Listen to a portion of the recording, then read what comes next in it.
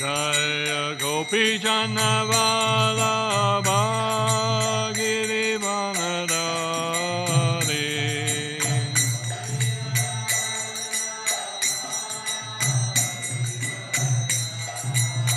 Yashoda Nandana Brajajana Ranjana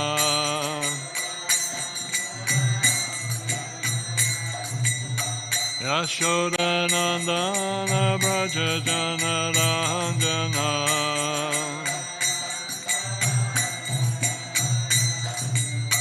Yashoda Nandana Brajajana Ranjana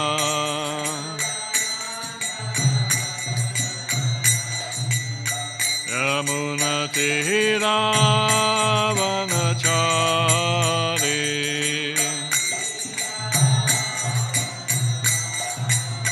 Yamuna Tira Vanachari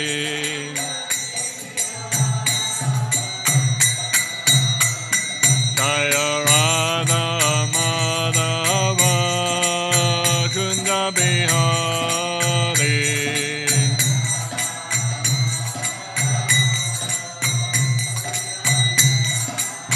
Jaya Radha Madhava Kunja Bihari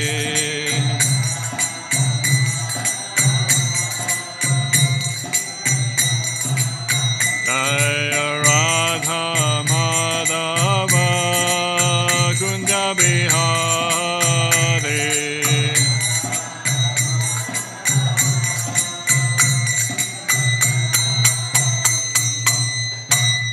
Jayam Vishnupad Paramahansa Parivrajakarya Stotra Sata Shri Srimati Divine Grace Lacey Bhaktivedanta Swami Srila Prabhupada Ki Divine Appearance Day Bhaktivinoda Thakura Appearance Ki Nitagore Premanandi. All glories to the assembled devotees, all glories to the assembled devotees, all glories to the assembled devotees, all glories to Sri Sri Guru and Gauranga.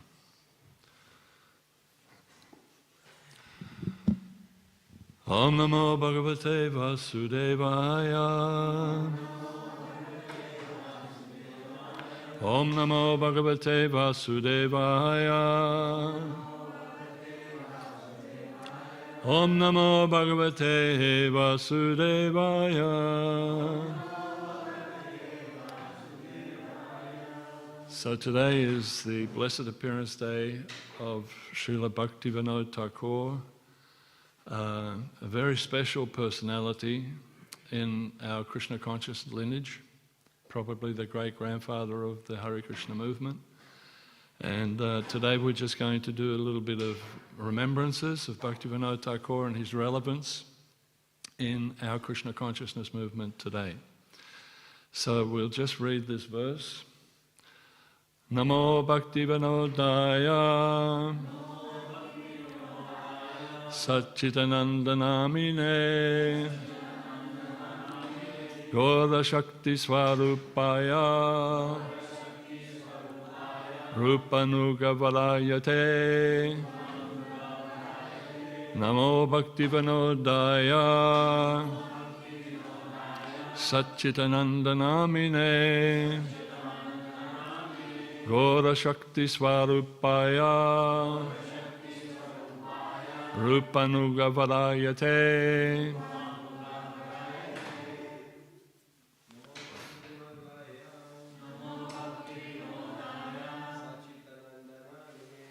Saccidananda-namine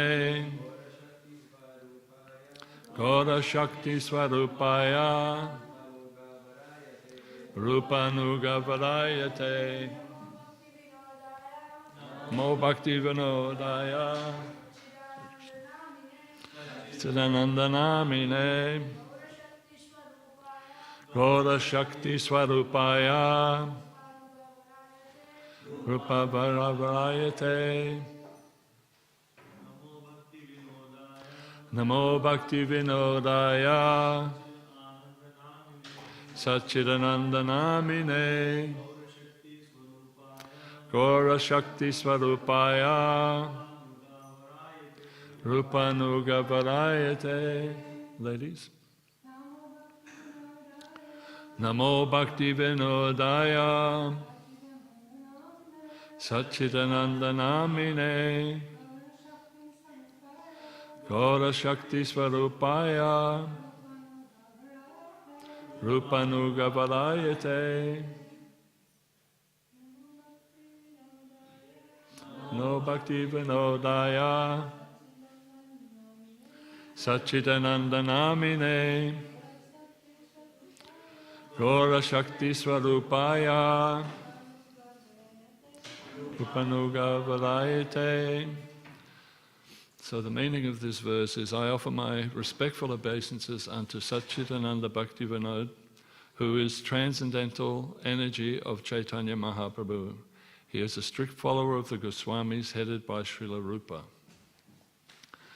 Om Jnana Timirandasya Galanjana Salakaya Chakshuram Militam Yena Tasmai Shri Guruve Namaha Vanchakalpatarubhyascha Kripa Sindhubhayeva Cha Patitanam Pavanebhyo Vaishnavebhyo Namo Namaha Sri Krishna Chaitanya Prabhu Nityananda Sri Advaita Gadadhara Shivasati Gaura Bhaktivedanta Hare Krishna Krishna Krishna Hare Hare Hare Rama Rama Rama Hare Hare. So I'm very honored and humbled actually to be able to speak on this incredibly saintly personality who has had a massive inspiration on my devotional life. He's like my hero because he's a grihasta and he's performing his Krishna consciousness in such an astounding way. So what we're going to do is, I've just noted down some points about his life. I want to go through his life and the things that he has done. And then we want to read a little bit also from this book, The Seventh Goswami. Has everybody seen this book, The Life of Bhaktivinoda Thakura? You can see this is a pretty well-read book. It's falling apart. So I want to read a couple of sections out of this as well. And also I want to read something that I have printed up in my office wall that reminds me every day of what I should be doing. So in my service, in public relations and communications, this is what spurs me on to keep on going. So the life of Bhaktivinoda Thakura. Srila Bhaktivinoda Thakura was one of the greatest spiritual teachers of the 19th century. He was born as Kedarnath Datta on September the 2nd, 1838, in a village known as Shivapur in Bengal. Born to a devout Kayastha, is it Kayastha? Kayastha family? Kayastha family, and showed remarkable intelligence and moral heart and a natural inclination towards spirituality. His father was Bhupan Mohan Datta, who was a learned officer within the government, and his mother was Sita Devi, who was a deeply pious woman.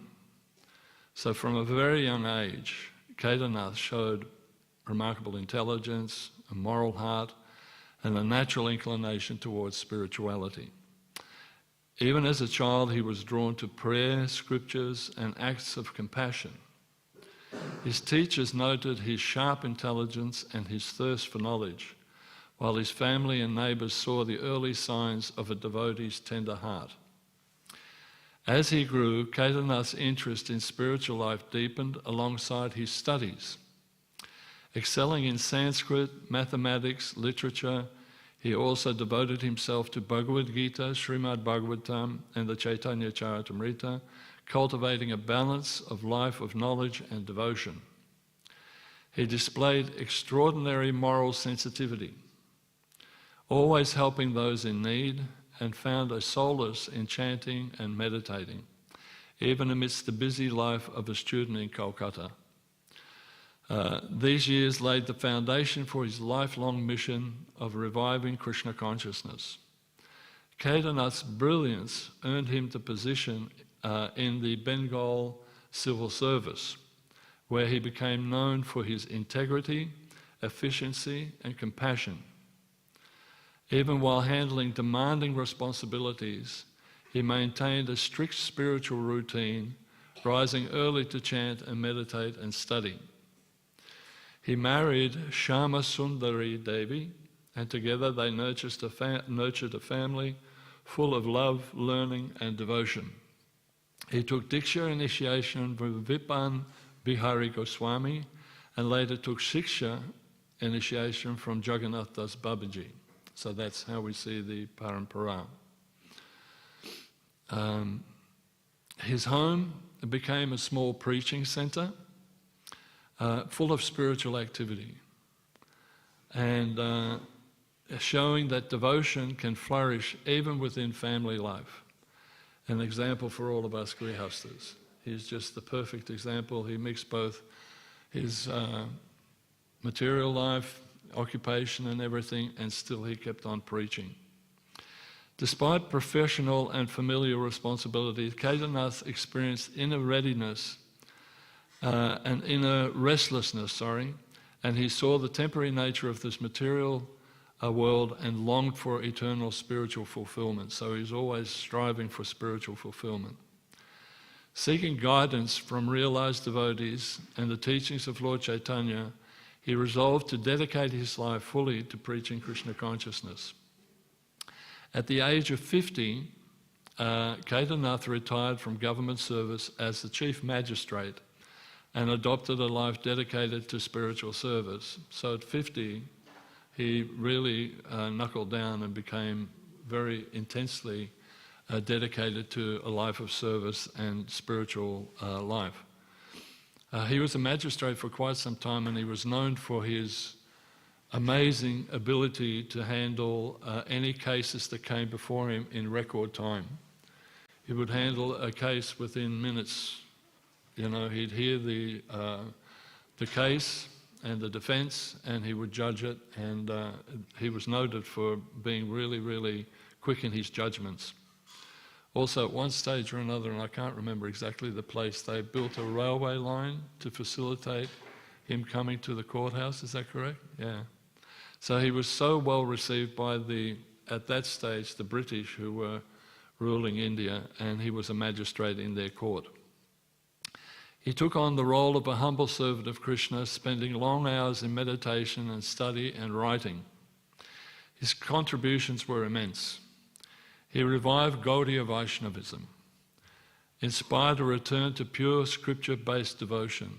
So at that stage, in the late and mid and late period of the 19th century in India, Gaudiya Vaishnavism was taken very much in a sahaja sort of way. It was very loose and quite provocative, actually, in different ways, in that he became quite adamant in changing that perception of Gaudiya Vaishnavism. He authored over 100 books, including commentaries, manuals, saintly biographies, and making devotional teaching accessible to the modern seeker. He mentored disciples, and mostly noted disciple that he had was who? Anybody can remember? Who's the most important disciple of Bhaktivinoda Thakura, in one sense? Bhaktisiddhanta, his son Bhaktisiddhanta Saraswati Thakur, who would carry his mission worldwide. So he facilitated temple building and community worship. He strengthened devotional movement in Bengal and beyond. Through his efforts, Bhaktivinoda Thakura bridged the gap between the ancient wisdom and modern society, demonstrating that devotion can thrive in any era. Bhaktivinoda Thakura's life is a testament to the harmony of intellectual brilliance and moral integrity and devotional love. He showed that one can fulfill all worldly duties while cultivating deep spirituality in their life, and that the ultimate purpose of life is to love and serve God. Even today, his teachings continue to inspire millions worldwide, guiding seekers towards the joy of Krishna consciousness, a path of love, compassion, and spiritual realization. In the 19th century, Bengal was influenced by materialism, colonial modernism, and degraded religious practices. So this is the scene that Bhaktivinoda Thakura entered into. Materialism, everybody was after making money and commerce with the Western world. Colonial modernism, the British were there and they were changing things, bringing in the railway, bringing in very Western buildings, and everything was, compared to England, very much the same. It was, Queen Victoria used to call India the jewel in the crown of the British Empire. So this was all the doings of the British when they came to India. And finally also there were degraded religious practices, so there was a lot of speculation as far as religious practices. Many upper sampradayas, deviant sects, misrepresented Lord Chaitanya's teachings with cheap imitation and immorality. Bhaktivinoda Thakura, as a government magistrate and a family man, brought balance between spiritual life and worldly responsibilities. This is a theme that is throughout his whole life. He was maintaining his worldly occupation and his duty as far as the material world is concerned, but in the same token, he was full of his spiritual life. That was the most important thing to him. Called the seventh Goswami. This is why the book was called Seventh Goswami, because like the six Goswamis, he established pure Chaitanya Vaishnavism. He was one of the first, if not the first, to re-establish pure Chaitanya Vaishnavism. So over 100 books and songs making bhakti accessible to all. He wrote a Jaiva Dharma, it's a philosophical, it's philosophy made practical, and Harinam Chintamani, very devotional poetry, many, many other things he wrote. Still, some of the songs we sing today in our temples are his songs. He is the composer of those songs. Shri Guru Charana Padma, they're all his songs. And they're so meaningful and so full of bhakti. He located the actual birthplace of Lord Chaitanya Mahaprabhu, the Yoga Pit. Without him, ISKCON may not have existed as it does today, literally. He envisaged devotees from all over the world chanting the Hare Krishna mantra together in Mayapur. This prophecy came true through Srila Prabhupada. I remember one day, with one of the first trips that we went to Mayapur, it was so stunning to actually go to his Bhajan Kutir in Bengal, in Mayapur. And when you look over the river from that place, you can see the dome of our ISKCON Centre. And this is what Srila Bhaktivinoda Thakura had already envisaged that this would happen.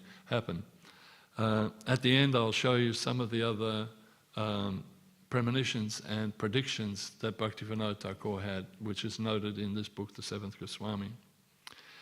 One of the major things that he emphasized was universality. Krishna consciousness is not limited to just Indians, but for all humanity.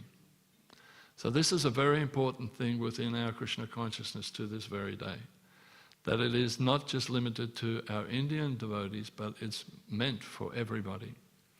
Bhaktivinoda Thakura's book, Sri Chaitanya Life and Precepts, were sent all around the world, even ending up here in the Canberra Library. So it was sent all over the world, and it's, if you research it, because the Canberra Library at that stage in the late 1800s, Melbourne and Canberra and all these cities were just growing. We're just such a young nation, but still he sent a copy to the Canberra Library. So I have yet to go and check it out, but apparently it's there.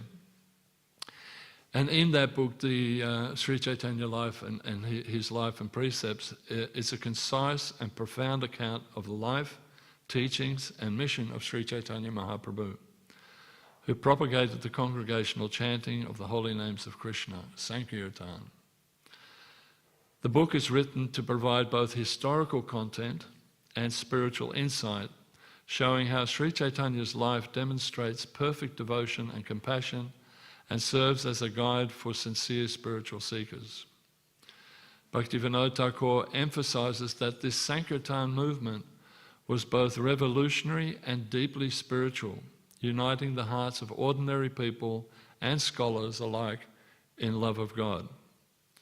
Sri Chaitanya's primary mission was to revive the ancient practice of congregational chanting of the holy name of the Lord, making devotional life accessible to all, regardless of class, caste, and social standing. Bhaktivinoda Thakura clarifies misconceptions, showing that Sri Chaitanya's mission is not merely historical or ceremonial, but practical and applicable to all spiritual aspirants. Okay? One can practice Krishna consciousness in a balanced family life and still have one's occupation with deep devotional practice, showing bhakti is not just for renunciates. This is really, really important. So the relevance today, and this is the points that I wanted to make really in response or in regard to Bhaktivinoda Thakura's appearance day today. Just as Bhaktivinoda Thakura countered many upper sampradayas, and in today's society we also face major philosophies of atheism, fanaticism, and watered down spirituality. We see that in our society today. So we similarly have our task ahead of us. He wanted a harmonious society, and he called for pure bhakti, and this is as urgent as when he called for it when he was on the planet.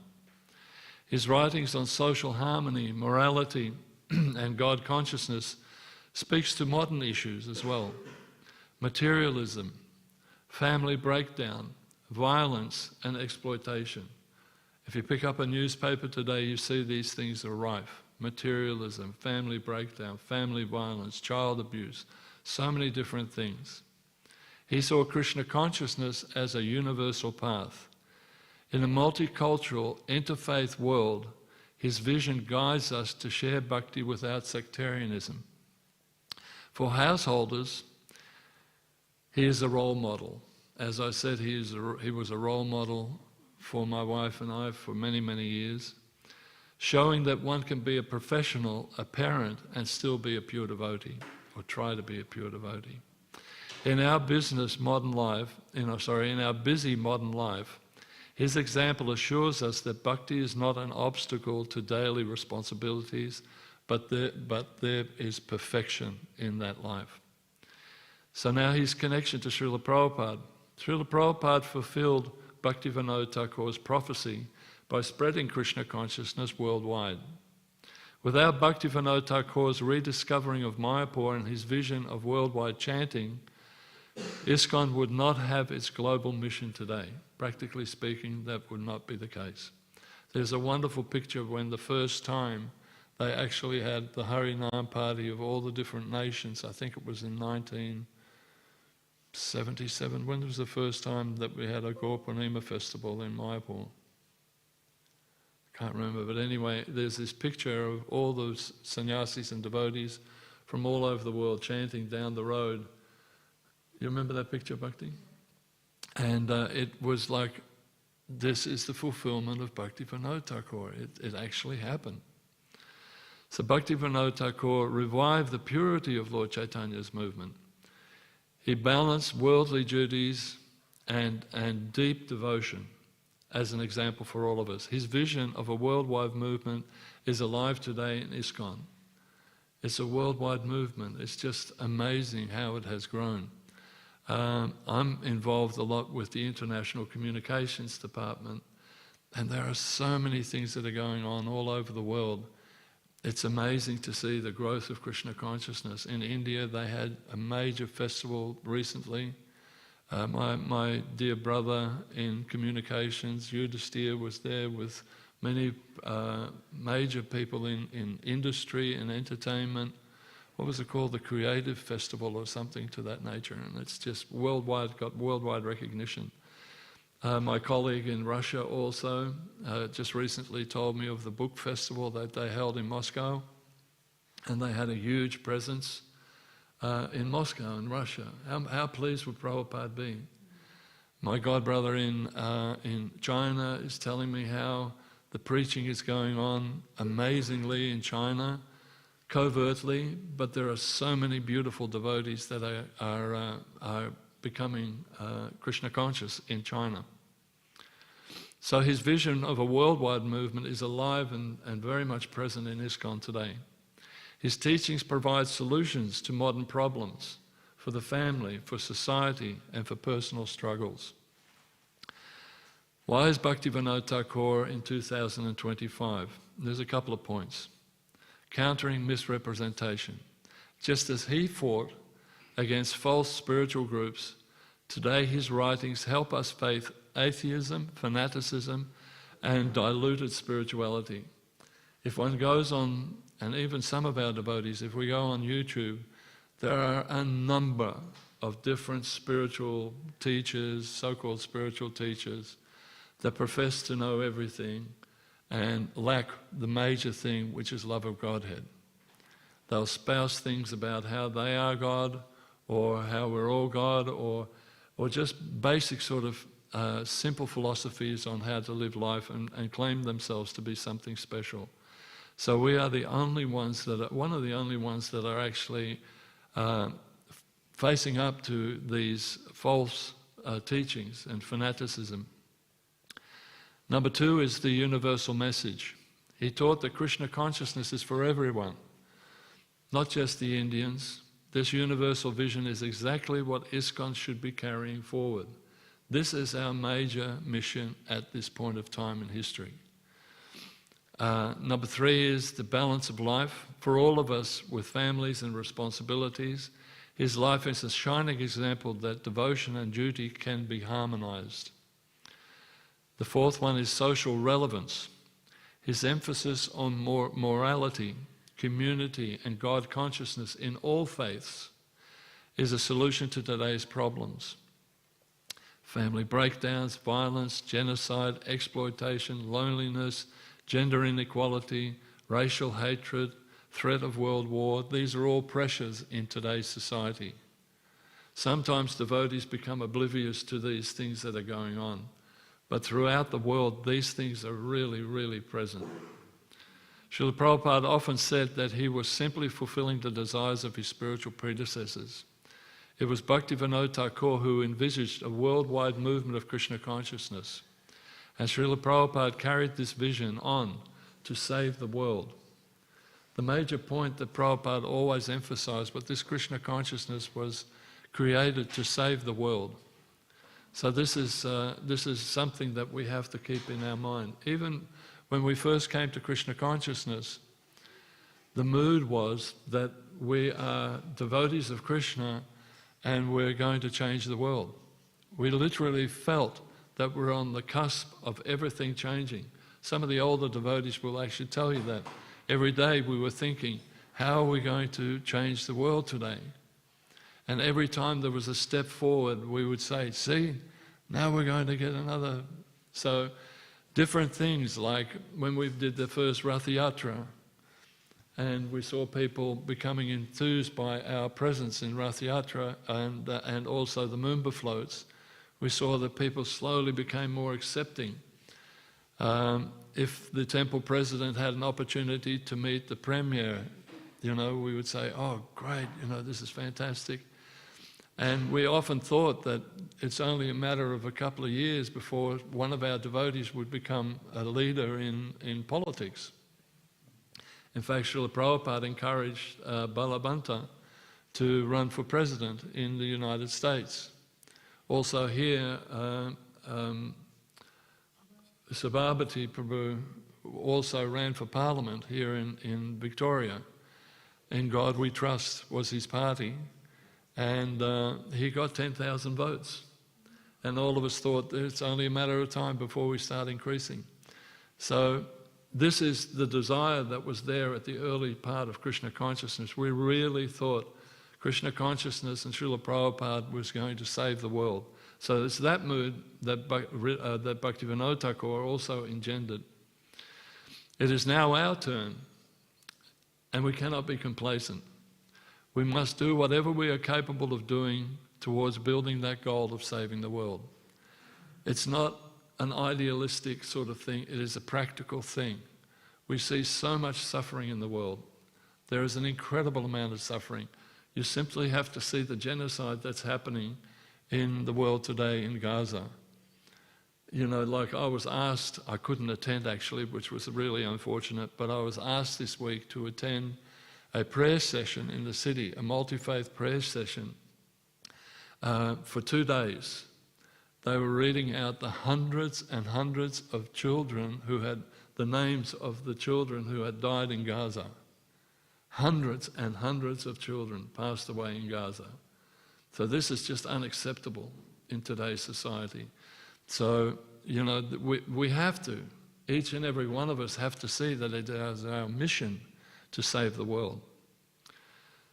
So what is the most important thing in this regard if we're wanting to save the world? Well, Srila Prabhupada's book distribution is foremost, because they are spiritual time bombs. And Gopavanjas was just telling me that tomorrow is the last day of Bhadra Purnima. So we're asking everybody, somehow or other, for the last ditch effort, distribute as many books as we can. It's been a successful period of time. We've been really successful. We're offering a solution to people's problems. We're offering a solution to the world's problems. We can do this, and it's incumbent upon all of us. So book distribution is the first thing.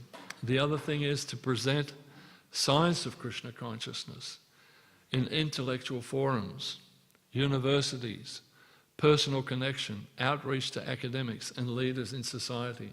This was Bhaktivinoda Thakur's dream, that we actually encourage people, challenge people, go to universities. If we find someone that's an academic, make a time to have a discussion about this science of Krishna consciousness. It is not just a philosophy, it is not just a religious thing, it is actually a science. The Krishna consciousness movement can go head to head with any scientific leader in the world today. Did you know that, what's his name, the atheist?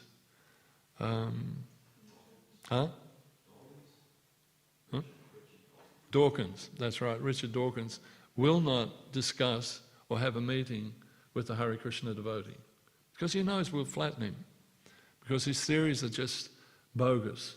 But he literally has said, any time that the devotees have asked, can we have a debate with you? He has refused. So there are many others that have that sort of a point of view, and we can actually utilize the knowledge that Bhaktivinoda Thakura has given us, that Srila Prabhupada has given us through his books, to actually argue the point. So any way we can, we should be able to have conversations. And that means also preaching within our workplace. Whenever you get an opportunity, because you don't know who that person sitting next to you in the office is going to be in 10 years' time. But by giving them some Krishna consciousness is of the utmost importance. Encourage all we meet to meditate on the holy name of God. So many people are struggling with stress. So many people feel unfulfilled, are struggling with emotional problems, with so many psychiatric problems. And if we can encourage people to just meditate on the holy name of God, and we have to be very careful as to how we actually teach people. Not that we necessarily straight away ask a person to chant 16 rounds, but we can encourage them to just chant a little bit every time, and they will notice a difference. There's no two ways about it. So we have to be non-sectarian. We have to be friendly to all people that we meet. Be active in society through politics. And this is something that hasn't happened for a while. As I said, we had devotees that were starting political parties, joining political parties. And I've been talking to some different political leaders recently, and they are very much wanting leaders from our society to become part of a political party. And we may say, well, that's mundane, we have to focus on our spirituality. But can you imagine the influence that you could have in a political party when you bring Krishna consciousness to the fore? So if there are some of our younger men and women that are coming through, the younger kids as well, if they have an aspiration to join some sort of political or start their own political party, that is where we have the greatest influence. We have to go where we have the greatest influence. So join groups, join educational groups, world peace organizations. You may think that it's mundane, but your presence in these different organizations will stimulate discussion and will change the view of so many people. Vegetarian or vegan groups, become part of that as a Hare Krishna. Never hide the fact that you are a Hare Krishna. You have to be upfront. We're not hiding anything. We are Hare Krishnas. Scientific research also, interfaith networks. Join an interfaith network in your local area. We now have 21 different interfaith areas throughout Melbourne. Join interfaith. Mataji here is a member of our interfaith in Port Phillip. And we have different other people going to different interfaith groups, but honestly, we're both looking for more people to raise their hand and say, what can I do as far as interfaith is concerned? Bhaktivinoda Thakura was just so incredibly important. He felt that this was so incredibly important. This is the time I wanted to read this part out. This is what I put up in my office by Bhaktivinoda Thakura. We do not profess to belong to any sect of religion. This is Bhaktivinoda Thakura. Under the sun, we believe the absolute faith founded upon the instinctive love of God, natural in all human souls. Everybody innately wants to love and serve God. God accepts the worship of all those who worship their highest ideal, whether it's in the form, and that this is really interesting, whether it is in form, formless, or spirit, it is under some regulated process that the idea of God becomes purer and purer in every soul, and not by fits and starts. So even if a person has a different concept of God at this point of time, by association with devotees and discussions, we can actually change their hearts as well. That man has no heart for his brother, and consequently for God also, who sneer at the highest ideal of another behind him, is idolatrous. Pretty amazing, isn't it? Those who are anxious for the blessings of God, our brothers in faith, whatever error there may be in their ideas or forms of worship, love of God, however misdirected it may be, does by force of its own natural strength rise higher and higher in the scale of spiritual progress. This is so important. And these were excerpts taken from an article that he wrote for the Jagannath Temple in Puri.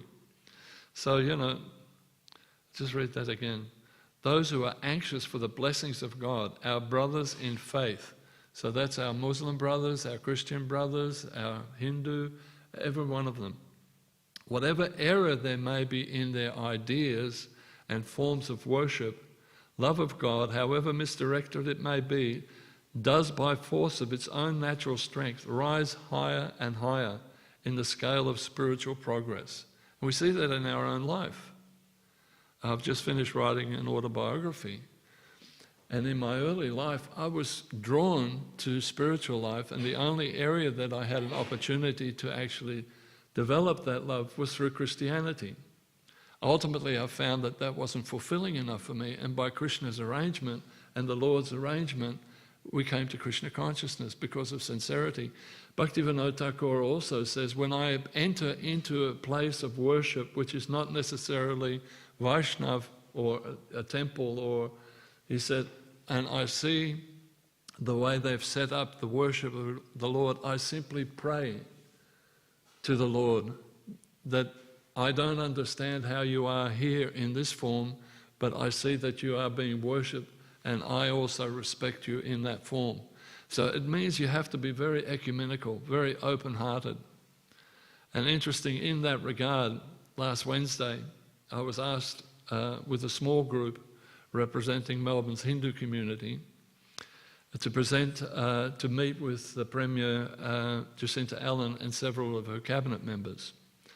Similarly, the Lord Mayor was there, and the Deputy Police Commissioner was also there. This is to do with this whole situation at the moment within Melbourne, the hate crime, the prejudice, the right-wing sort of neo-Nazi situation that's happening, the violence that's happening. And so they're trying to get a remedy, and they wanted to get all the different groups in, the LGBTQI, the Sikh community, the Islamic community, all the people that have been mistreated.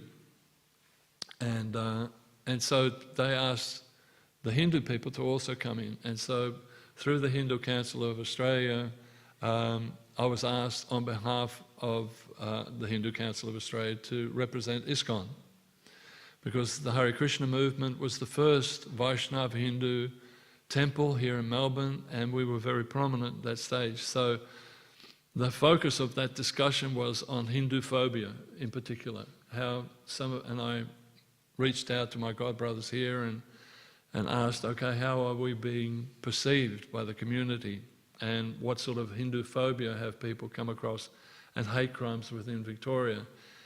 And it's happening. The temple here has been burgled several times.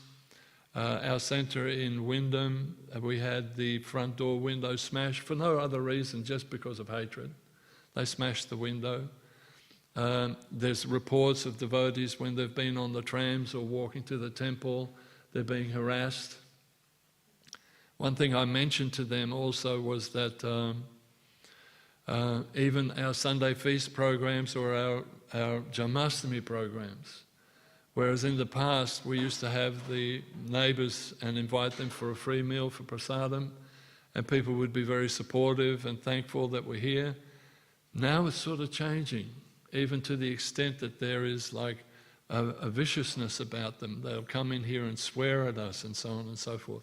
One devotee actually told me that on coming to the temple, again, he was just coming to the temple and he was chanting his rounds, and the car stopped, and a guy got out of the car, started swearing profusely at him, you brown skin, blah, blah, blah, blah, blah, and grabbed his beads and yanked his beads from him and threw them to the ground and then took off.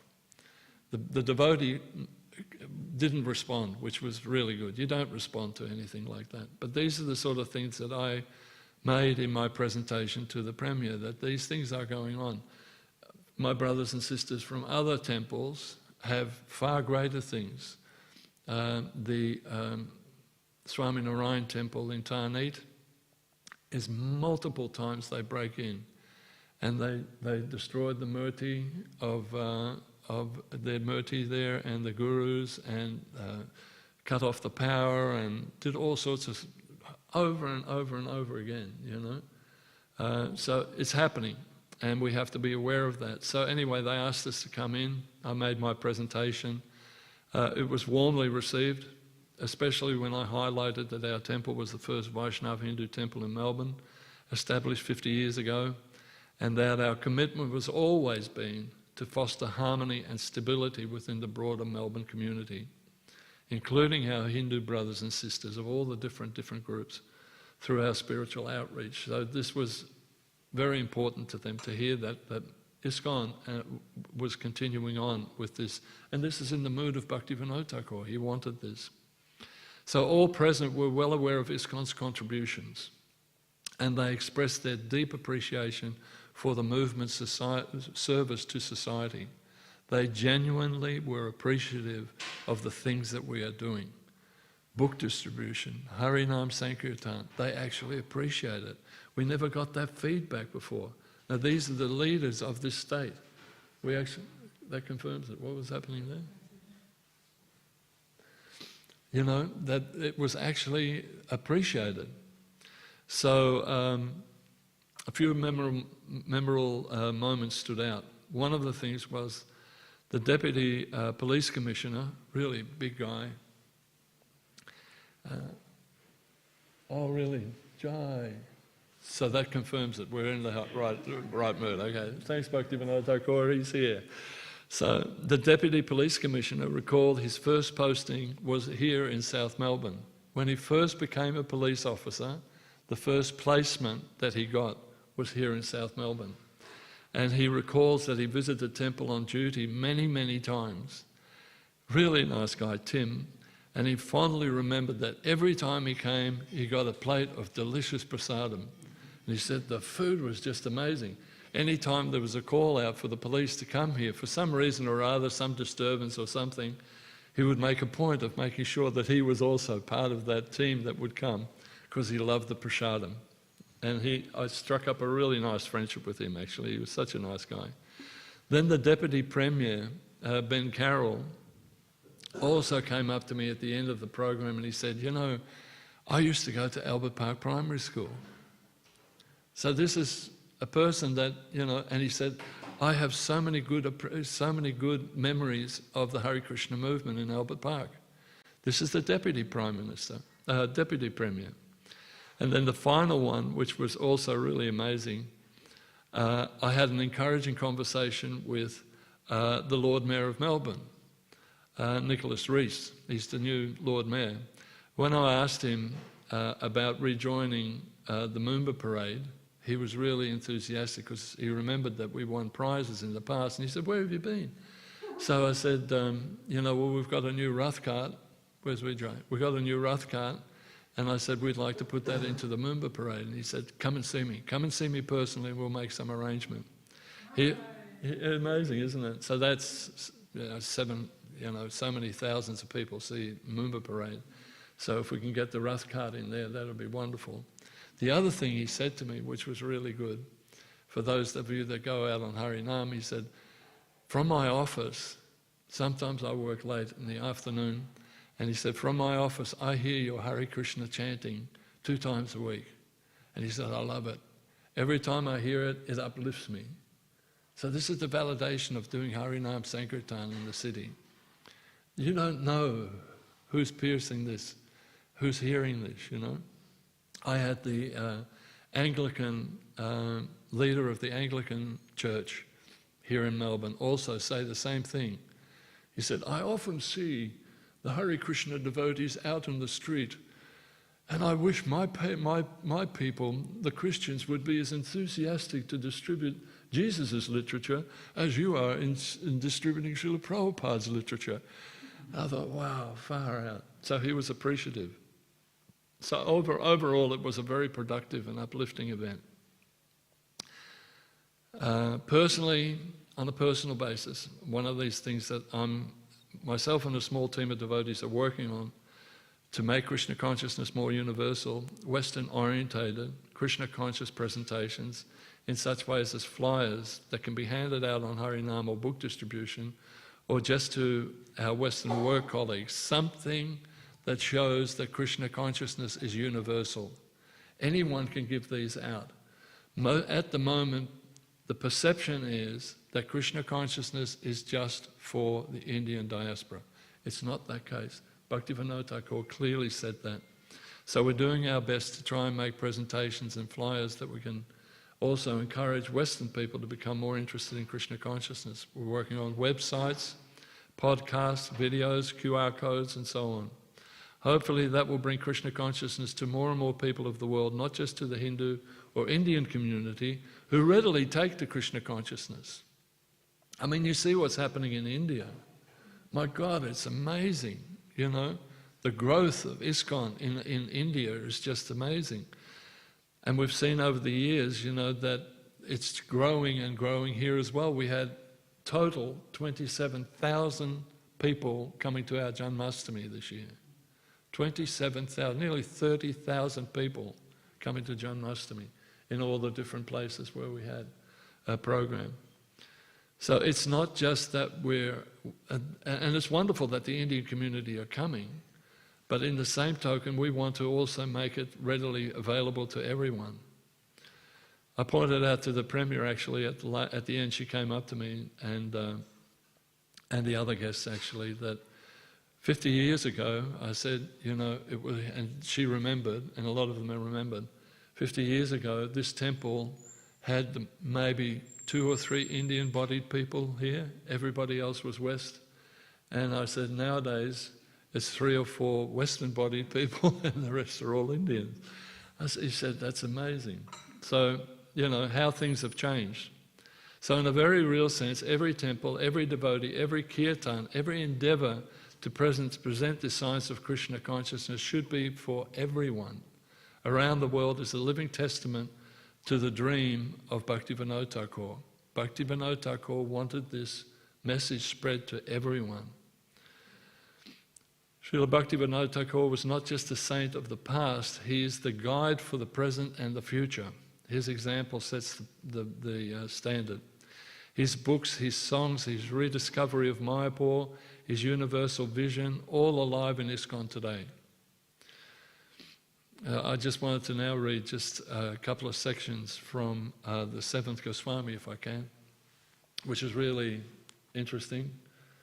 The first bit is, this is something that I'd marked many years ago.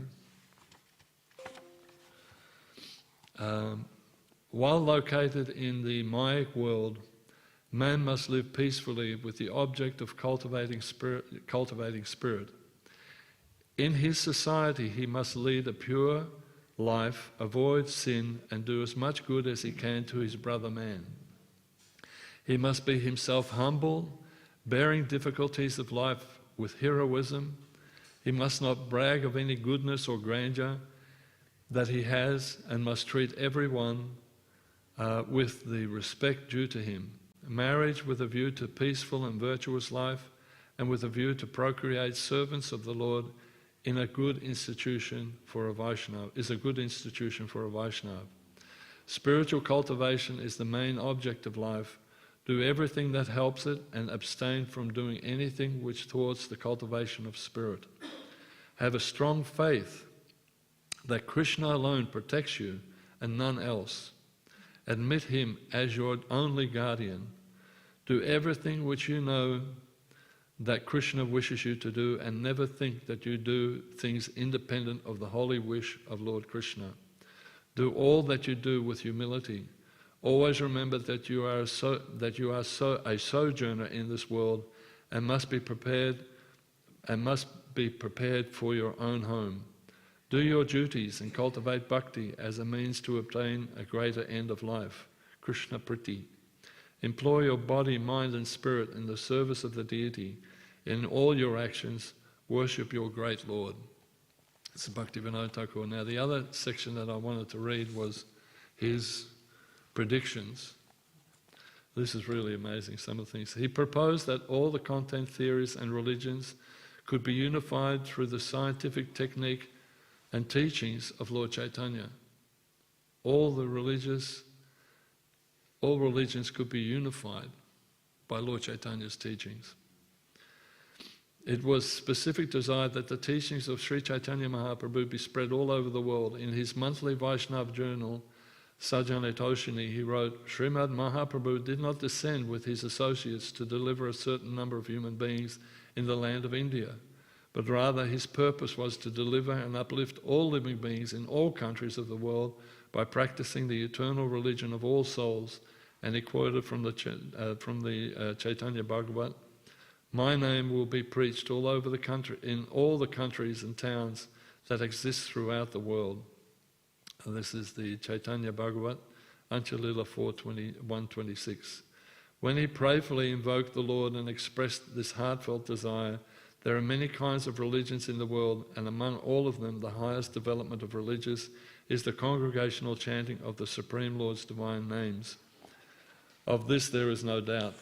Alas, when will that day come, when all great fortunate souls in countries such as England, France, Russia, Prussia and America will take up banners, kettle drums, mridangas and kartals, and thus cause the ecstatic wave of Harinam Kirtan and the singing of Sri Chaitanya Mahaprabhu's holy name, and rise in the streets of their own towns and cities? Oh, when will that day come, when pure transcendental Vaishnava Prema will be the only religion of all souls, and all tiny sectarian religions will meet in the unlimited and universal religion of Vaishnavism, as rivers merge into the great ocean? Oh, when will that day come?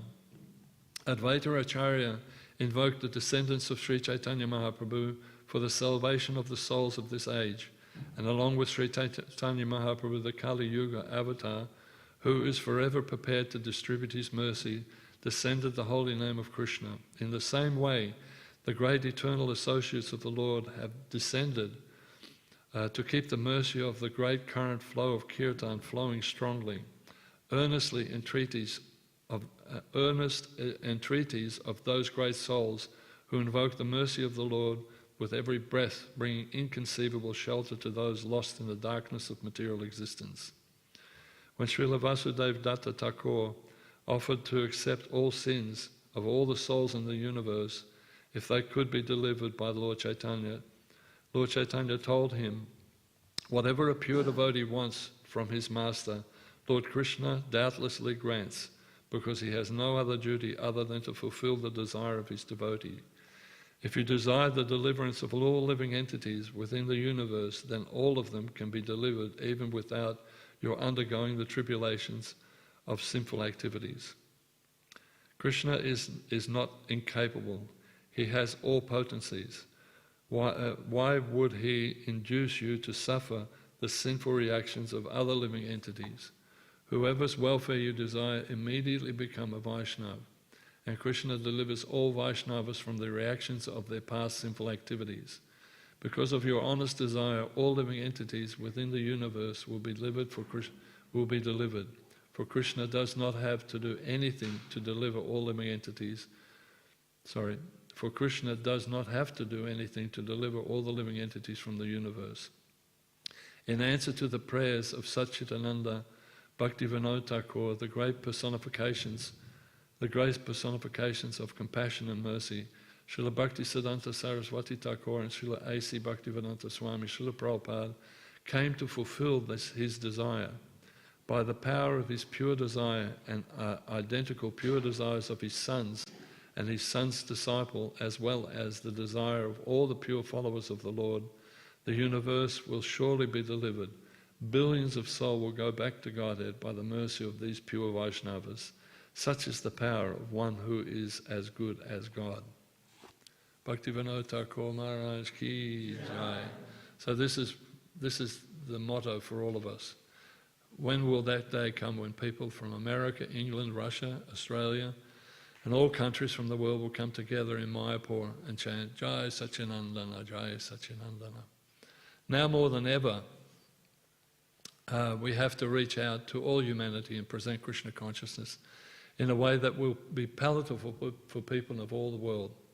And this will take intelligence and non-fanatical, non-sectarian, non-cultural representations of this timeless science of Krishna consciousness as Srila Bhaktivinoda Thakura and Srila Prabhupada want. So I just end here. All glories to Bhaktivinoda Thakura, all glories to Srila Prabhupada. Nitya Premanandi, Hari Hari Bol. Any comments or questions at all, Prabhus?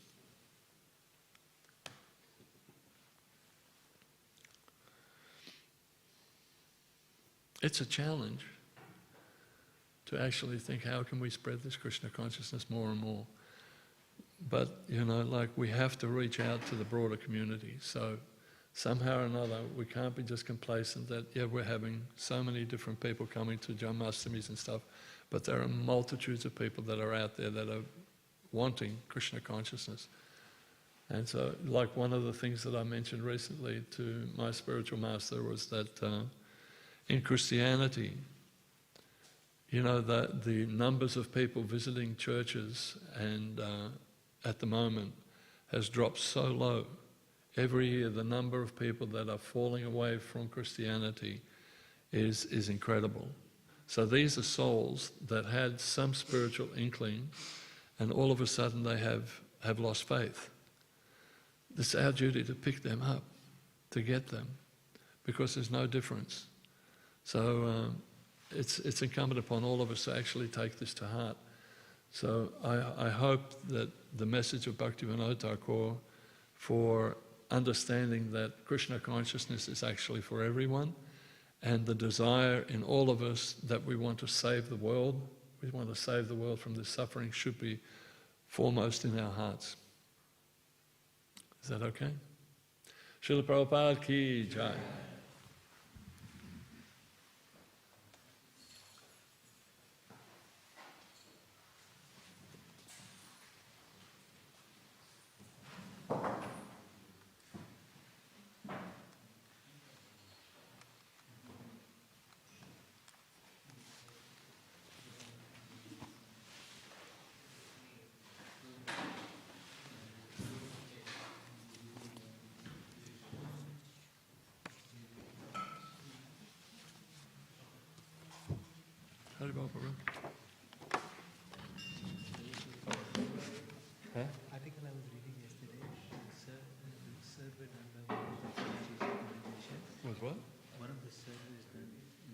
stories of meditation. Yeah. Some, and it said, the Prabhu mentioning how people are not going to the churches and stuff, but the new generation, the Gen Z,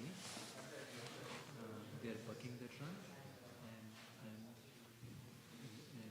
more people, and men are more interested than women are going to the church, looking for spirituality. Yeah. Yeah. This is amazing. Yeah. More people. So we have to reach out.